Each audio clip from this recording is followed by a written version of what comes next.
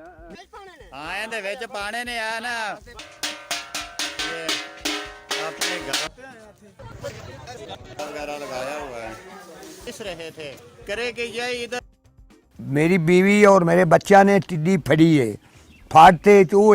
अफसर ਨੂੰ ਅਸੀਂ ਇੱਥੇ ਲਿਆ ਕੇ ਵੇਚਦੇ ਰਹੇ ਹਾਂ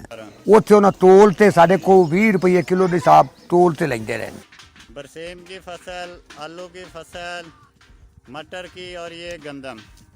ਅਸੀਂ ਜੀ जैसे टिड्डी ਦੀ हाल पई ਅਸੀਂ ਆਏ ਹਾਂ ਕਾਦੇ गाँव में काम कर रहे हैं सारे लोग इकट्ठे हो गए भी यह की आ गया टिड्डी ਅਸੀਂ ਬਾਂਡੇ ਟਿੰਡਾ ਤੇ ਆਪਦਾ ਖਪੀਪੇ ਖੜਕਾਉਂਦੇ ਰਹੇ टिड्डी मोड़ी बह गई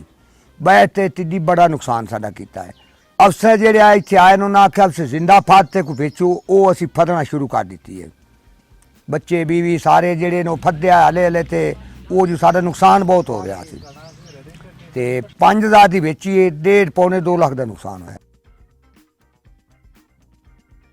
उन्होंने एक कैंपेन लॉन्च की थी कि आप इसको ज़िंदा पकड़ें तो हम इसको पोल्ट्री फीड में इसके इंग्रेडिएंट के तौर पे यूज़ करेंगे। तकरीबन 700 मन लोगों ने यहाँ से वो पोल्ट्री उन्होंने इसको पकड़ने के बाद वो 15 रुपये किलो के हिसाब से फूड सिक्योरिटी वाले वहाँ से इनसे परचेज़ करके ले गए और उसके बाद इनके टेस्ट हुए। फर्दर इनके टेस्ट अभी मेरे ख्याल अंडर प्रोसेस है। जैसे जैसे थोड़ा सा टेम्परेचर रेज़ होता है वार्म हो जाती है फिर ये उड़ना शुरू कर देती है फिर इसको पकड़ना आसान है कि ये सुबह के वक्त तकरीबन इनएक्टिव होती है ज़मीन पे पड़ी होती है आप इसको पकड़ के इकट्ठी करके तोड़े में डाल सकते हैं।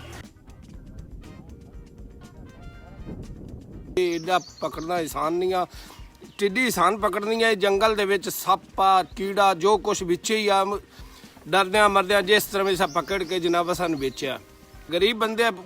फसल तो उस छड़ी कोई नहीं मुड़ा अपने पेट तो पूरा करना ही करना तो बच्चे देगी विच आंडे जंगल ते दे के गई बाद मुड़ स्प्रेयां आ गई और स्प्रेयां करने लग पे मुड़ उन्हें मोल खरीद नूं छड्ड दित्ती है।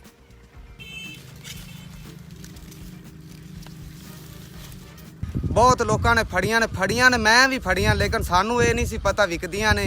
असी छड्ड दित्तियां ने जी ट्रालियां दे हिसाब नाल वेचनी सी इन्ना कोई इंज सी रोड दे उत्ते इंज नज़र आ रहा सी बहुत आई सी टिड्डी इत्ते साडे वल्ले।